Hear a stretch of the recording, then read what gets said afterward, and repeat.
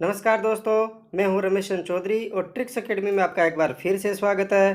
तो दोस्तों, आज हम भारत के संविधान का भाग 1 आर्टिकल 1 से 4 पढ़ते हैं। दोस्तों, अगर मेरा चैनल सब्सक्राइब नहीं किया तो सब्सक्राइब करें, बेल आइकन प्रेस करें, जिससे सारे वीडियोज़ की नोटिफिकेशन आपको टाइम से मिलती रहेगी।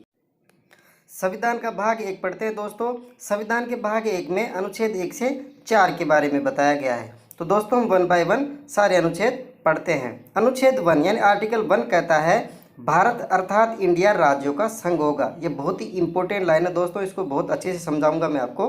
भारत अर्थात इंडिया, दोनों एक ही है, भारत और इंडिया। सुप्रीम कोर्ट में भी पिटीशन दिया गया था, तो सुप्रीम कोर्ट ने बोला भैया चलने दो, भारत इंडिया एक ही बात है। वैसे हम भारत शब्द का ही ज़्यादा यूज करते हैं। भारत माता की जय कभी सुना है? इंडिया माता की जय। भारत रत्न कभी सुना है? इंडिया रत्न।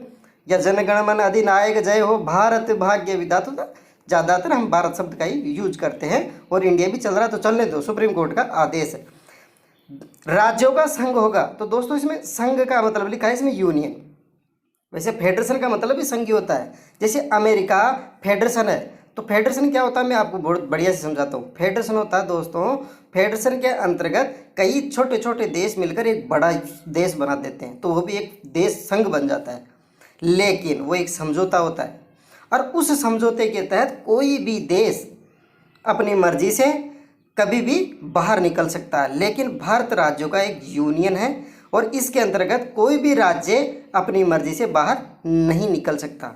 आपको पता ही है दोस्तों, जम्मू कश्मीर अपने आप को एक देश समझता था, अपना एक अलग संविधान था उनके पास, अलग झंडा था उनके पास, फिर भी वो देश से अलग नहीं हुआ, क्योंकि वो भी हमारे राज्यों का संघ यानी यूनियन में ही आता था। चलो दूसरे पॉइंट की तरफ बढ़ते हैं। राज्यों को पहली अनुसूची में रखा गया है। तो दोस्तों ये आपको ये अजीब टाइप लग रही होगी ये बात। अनुसूची 1 में ये लिखा गया है कि कितने राज्य हैं, कितने हमारे अर्जित क्षेत्र हैं, कितने हमारे पास केंद्र शासित प्रदेश है। इन सब के बारे में जो जानकारी है, सारी जानकारी हमारी अनुसूची 1 में रखी गई है। तो दोस्तों, मैं आपको अनुसूची 1 में क्या क्या है, क्या क्या लिखा है, उनके बारे में आपको बताता हूँ। अनुसूची 1 में लिखा है हमारे पास कितने स्टेट है। हमारे पास 28 स्टेट है, यानी 28 राज्य हैं। वहीं यूनियन टेरिटरी की बात करें तो हमारे पास 8 केंद्र शासित प्रदेश है। और हमारे पास अर्जित क्षेत्र की बात करें तो 0 अर्जित क्षेत्र क्या होता है? अर्जित क्षेत्र वो क्षेत्र होता है जिससे भारत कब्जा कर लेता है किसी देश के ऊपर, और भारत के संविधान के अंतर्गत उनको सारे अधिकार मिल जाते हैं। वैसे हमारे पास अभी कोई अर्जित क्षेत्र नहीं है, हमारे पास 0 है। लेकिन कहीं ना कहीं संविधान में ये चीज़ लिख दी गई कि भैया कभी आएगा तो हमारे पास कहीं कॉन्स्टिट्यूशन में इसको मेंशन कर दो। तो दोस्तों, मैं आपको आर्टिकल 1 के बारे में बहुत अच्छे से समझा दिया हूँ। हम आगे आर्टिकल 2 के बारे में स्टडी करते हैं। आर्टिकल 2 क्या है? भारत के संविधान के अनुच्छेद 2 के अंतर्गत संसद ऐसे निर्बंधन और शर्तों के साथ जिन्हें उचित समझे संघ में नए राज्यों का प्रवेश या स्थापना कर सकती है। इस प्रकार अनुच्छेद 2 के अधीन संसद 2 प्रकार की शक्ति प्राप्त करती है। एक है नए राज्यों को संघ में शामिल करने की, और दूसरी है नए राज्यों को स्थापित करने की। नए राज्यों को स्थापित करने का मतलब ये नहीं है भारत के ही राज्यों को नए राज्य बनाना, वो मैं आगे बताऊंगा आपको। नए राज्यों को स्थापित करने का मतलब है किसी बाहरी शक्ति को भारत में विलय करना। इसके लिए पहले क्या करना पड़ेगा? संसद को पहले राष्ट्रपति को पूर्व सूचना देनी पड़ेगी। अगर राष्ट्रपति को सूचना नहीं देंगे तो क्या हो जाएगा? आर्टिकल 61 के तहत राष्ट्रपति भी महाभियोग कर सकता है कि भैया मुझे इग्नोर किया गया, लेकिन राष्ट्रपति को इसमें सिर्फ सूचना देना है और कुछ नहीं करना। अच्छा, मैं आपको सिक्किम राज्य के बारे में बताता हूँ। जब सिक्किम राज्य बना था तो उससे पहले क्या हुआ? सिक्किम बोला कि हमें पहले पता नहीं तुम्हारे देश के अनुसार हमें रखा जाएगा कि नहीं रखा जाएगा, भेदभाव किया जाएगा या नहीं किया जाएगा। तो क्या हुआ? आर्टिकल 2A लाया गया। तो 2A आया 35वां संविधान संशोधन 1974 के तहत। वो क्या बना? उस टाइम पे सह राज्य बना। उसके बाद 36वां संविधान संशोधन 1975 आया, और सिक्किम भारत का एक परमानेंट राज्य बन गया। यानी कि 16 मई सन 1975 को सिक्किम भारत का कौन सा राज्य बना था? 22वां राज्य बना था। तो इसमें क्या है? संसद के पास ये शक्ति है, राष्ट्रपति को सिर्फ सूचना देना है, और सूचना देने मात्र से ही राष्ट्रपति साइन करने के लिए बाध्य है। तो दोस्तों, आपको आर्टिकल 1 और आर्टिकल 2 दोनों बढ़िया से समझ में आ गया होगा। चलो हम आगे बढ़ते हैं आर्टिकल 3 की तरफ। आर्टिकल 3 क्या है? नए राज्यों का निर्माण और वर्तमान राज्यों के क्षेत्र, सीमा या नाम में परिवर्तन। किसी राज्य में उसका राज्य क्षेत्र अलग करके अथवा 2 या अधिक राज्यों को या राज्यों के भागों को मिलाकर अथवा किसी राज्य क्षेत्र को किसी राज्य के भाग से साथ मिलाकर नए राज्य का निर्माण कर सकती है। यानी कि इसमें भी सिर्फ राष्ट्रपति का क्या चाहिए, सिर्फ पूर्व अनुमति देनी है राष्ट्रपति को। इसमें भी राष्ट्रपति से साइन करने के लिए बाध्य है। यानी कि संसद राष्ट्रपति की पूर्व अनुमति से किसी भी राज्य का नाम सीमा में परिवर्तन कर सकता है। यानी कि एक राज्य अगर कब बड़ा है, उसको लग रहा है किसी दो राज्यों को कहीं ना कहीं छोटा छोटा टुकड़ा करके 3 राज्य बनाने हैं, तो इधर से उधर वो सीमा परिवर्तन कर सकता है। लेकिन दोस्तों एक चीज़ का ध्यान रखना, इसमें अनुसूची 1 में भी परिवर्तन करना होगा। आपको पता है ना, सारे राज्यों की सारी डिटेल, सीमा क्षेत्र सब अनुसूची 1 में लिखा गया है। अगर किसी भी राज्य में कोई परिवर्तन होता है तो अनुसूची 1 में परिवर्तन होगा, क्योंकि उस राज्य का कोई सांसद होगा, विधायक होगा, वो भी अलग राज्य में विलय हो जाएगा, तो अनुसूची 1 में भी परिवर्तन होगा। जैसे एमपी छत्तीसगढ़ से अलग हुआ था, कब हुआ था, 1 नवंबर 2000 में।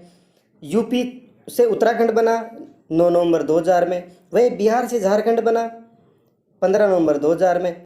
तो दोस्तों किसी भी राज्य की सीमा परिवर्तन के साथ साथ अगर किसी राज्य का नाम बदलना है तो भी आर्टिकल 3 के तहत संसद बदल सकती है। तो आपको आर्टिकल 2 और 3 से एक चीज़ समझ में आ गई होगी कि राष्ट्रपति को सिर्फ पूर्व सूचना देनी है, काम संसद करेगा और राष्ट्रपति साइन करने के लिए बाध्य है। आपको पहले पता ही है कि जे.एंड.के अपने आप को एक देश बनाने की कोशिश कर रहा था, जो अब क्या बन गया, बेचारा एक केंद्र शासित प्रदेश बन गया। तो दोस्तों आपको एक बात तो क्लियर समझ में आ गई होगी कि जो व्यक्ति अपनी पत्नी से नहीं डरा वो दुनिया से नहीं डर सकता। चलो दोस्तों आर्टिकल 4 की तरफ हम बढ़ते हैं। अनुच्छेद 4, भारतीय संविधान का अनुच्छेद 4 यानी आर्टिकल 4 पहली अनुसूची और चौथी अनुसूची के संशोधन तथा अनुपूरक, आनुषंगिक और पारिणामिक विषयों का उपबंधन करने के लिए अनुच्छेद 2 और अनुच्छेद 3 के अधीन बनाई गई विधियां। चलो दोस्तों इसके बारे में आपको डिटेल में बहुत अच्छे से समझाता हूं, सुनो। संसद अनुच्छेद 2 और अनुच्छेद 3 में बदलाव अगर करता है तो उसमें सिर्फ राष्ट्रपति को सूचना देनी होती है। अर्थात अनुच्छेद 2 और अनुच्छेद 3 आर्टिकल 368 से अलग रखा गया है। यानी कि 368 में अगर कोई भी अनुच्छेद है तो उसमें पहले राष्ट्रपति का साइन होता है। इसीलिए अनुच्छेद 2 और अनुच्छेद 3 को अलग रखा गया है। पहले राष्ट्रपति को सिर्फ सूचना दे दी जाती है कि हम किसी राज्य को मिलाने वाले हैं, यानी कि अनुच्छेद 2 के तहत, और वर्तमान को तोड़ने वाले हैं, यानी अनुच्छेद 3 के तहत। अच्छा, अनुच्छेद 4 कहता है कि आपको किसी भी विदेशी राज्य को मिलाना है या देश के राज्य को तोड़ना है तो आपको संसद में 2/3 बहुमत की जरूरत नहीं है, बल्कि सिर्फ संसद की 50% बहुमत की जरूरत है, जो सरकार बनाने के लिए भी चाहिए। यानी कि हमारे पास 545 सीट होती है तो 273 सीट इस प्रकार के बदलाव करने के लिए जरूरी होती है। तो इस केंद्र सरकार के लिए काम आसान हो जाता है। अच्छा, अनुच्छेद 2 और अनुच्छेद 3 में परिवर्तन राष्ट्रपति साइन करने के लिए पूर्णतया बाध्य है और वो वापस भी नहीं लौटा सकता, मतलब 368 से बाहर रखा गया है। अनुसूची 1 में क्या परिवर्तन करना होगा? अनुसूची 1 में भी परिवर्तन करना पड़ेगा कि कौन सा राज्य जोड़ा गया है और कौन सा राज्य तोड़ा गया है। यह अमेंडमेंट अनुसूची 1 में करना पड़ेगा। अनुसूची 4 में क्या लिखा है? किस राज्य से कितने सांसद उठेंगे और राज्यसभा के लिए, यानी कि अगर किसी भी राज्य को जोड़ा और तोड़ा जाता है तो सांसद भी उठेंगे और जाएंगे। तो अनुसूची 4 में बदलाव के लिए किसी भी प्रकार की रोक टोक नहीं हो सकती।